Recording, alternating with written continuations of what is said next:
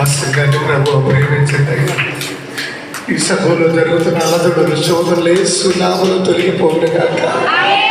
ఆర్థిక ఇబ్బందులు, అప్పులు, భారాలు బిడ్డలు వేధిస్తున్నాయి. దైవికంగా ఎదగలేకుండా చేస్తున్నాయి. ఓ పరమ తండ్రి, అప్పులు తొలగించబడదు గాక. కుటుంబ పరిస్థితులు ఒకరికొకరు అవమానించుకునే మాటలు కుటుంబంలో చించుకున్నామయ్యా. నీ మహిమ కార్యాలు మా మీద జరుగును గాక.